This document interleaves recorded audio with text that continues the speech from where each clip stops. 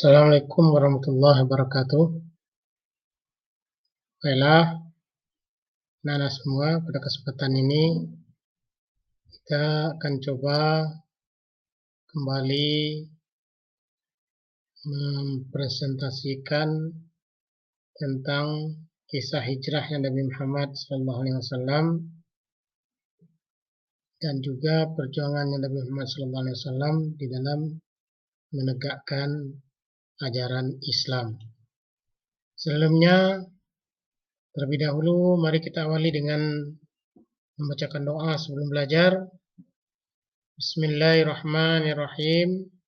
Rabbi zidni ilman warzuqni fahman waj'alni minas solihin. Ya Allah, tambahkanlah aku ilmu dan berikanlah aku rezeki akan kepahaman dan jadikanlah aku termasuk golongan orang-orang yang soleh. Sebelum kita mulai pembelajaran kita, marilah kita awali dengan mengetahui tujuan daripada pembelajaran kita pada hari ini dengan melakukan kegiatan mengamati, menanya, menalar, mencoba, dan mengkomunikasikan peserta didik mampu pertama menjelaskan sebab-sebab Nabi Muhammad SAW hijrah ke Madinah. Yang kedua, menceritakan kisah perjalanan hijrah Nabi Muhammad SAW ke Madinah, membuat alur cerita, kisah perjalanan hijrah melalui gambar, dan keterangan sederhana. Yang keempat, menyimpulkan pelajaran di balik hijrahnya Nabi Muhammad SAW ke Madinah. Yang kelima, meneladani perjuangan Nabi Muhammad SAW dan para sahabat. Yang keenam, membiasakan sikap percaya diri, teguh pendirian, dan tanggung jawab. Dan yang terakhir, meyakini kebenaran kisah hijrah Nabi Muhammad SAW ke kota Madinah. Baiklah, kita awali dengan mengetahui peta perjalanan Rasulullah SAW, yakni peristiwa hijrahnya Nabi Muhammad SAW dimulai pada tanggal 28 Safar. Nabi keluar dari rumah baginda dalam perjalanan menuju ke Yasrib. Dulu masih bernama Yasrib sebelum diganti dengan kota Madinah. Dalam perjalanan beliau, Nabi bersinggah atau bermalam 3 hari di Gua Sur atas pengejaran daripada kaum kafir Quraisy.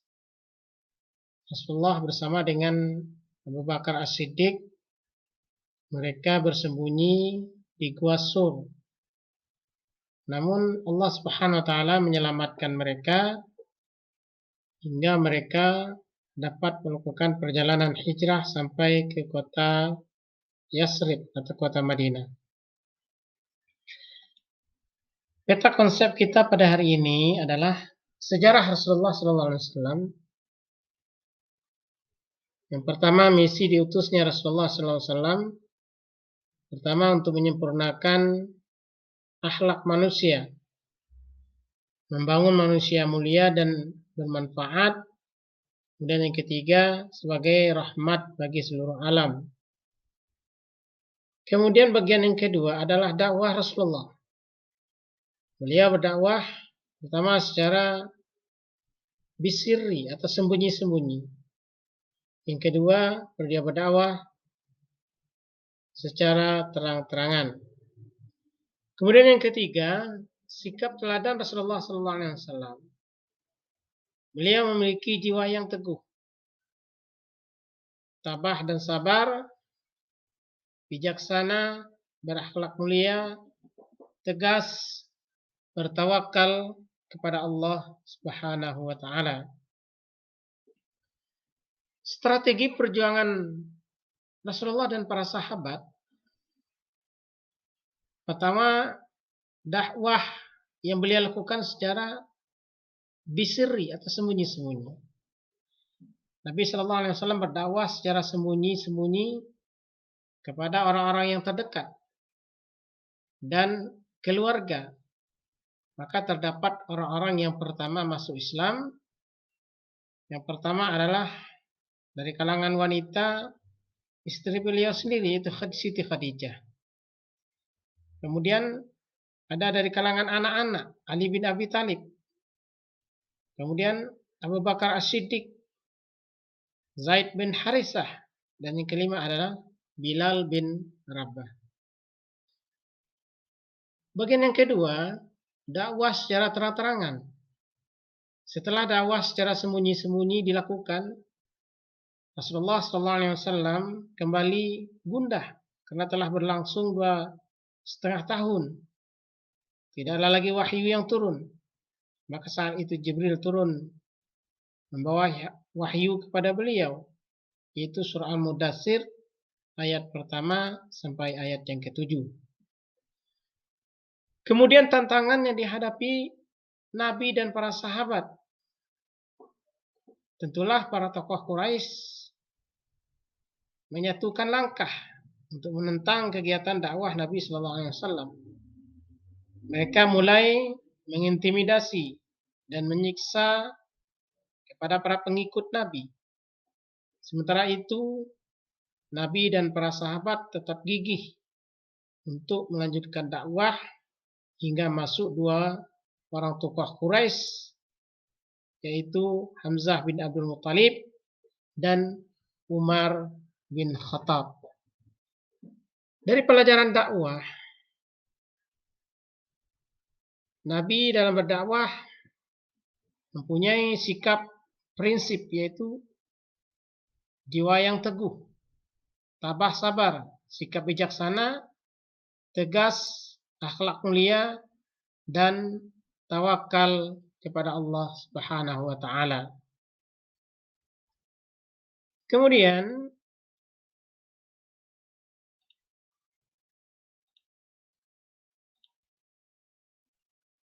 hijrahnya Nabi Muhammad SAW, kita ketahui dulu kondisi kota Madinah. Sebelum kedatangan Nabi Muhammad SAW, Madinah masih bernama Yasrib. Kondisi tanah di Madinah subur dan para penduduk memiliki usaha pertanian, perdagangan, dan beternak. Terdapat 2 suku bangsa Arab yang selalu bermusuhan, yakni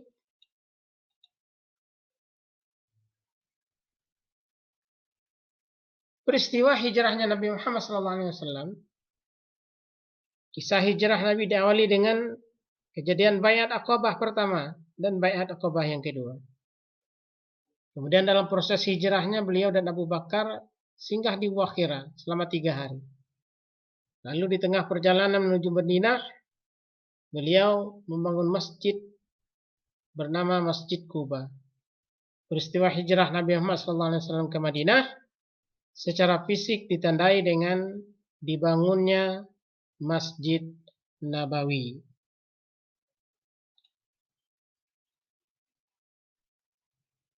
Ketika beliau berada di kota Madinah, melalui sistem sosial ekonomi, pendapatan utama pada pemerintah Rasulullah adalah primer, yaitu pendapatan dari zakat sekunder, yaitu uang tebusan tawanan perang, harta karun, harta rampasan perang, harta wakaf, zakat fitrah, sedekah, dan denda atau dam haji. Melalui kegiatan perdagangan, prinsip ajaran Islam dalam berdagang itu memberikan kemudahan, melarang ihtikar, melarang praktek riba, bersifat kasih sayang, dan menjauhi jual beli yang kasar. Menjalani perjuangan Nabi dan para sahabat di Madinah, Kita dapat mencontoh perjuangan Nabi dengan merancang yang matang, kerjasama yang baik, keikhlasan yang tulus, pengorbanan yang besar, jalinan persaudaraan, dan bangga sebagai seorang muslim. Mungkin itulah pembelajaran kita pada kali ini. Mudah-mudahan bisa memberikan manfaat kepada kita semua. Lebih dan kurangnya mohon maaf. Wassalamualaikum warahmatullahi wabarakatuh.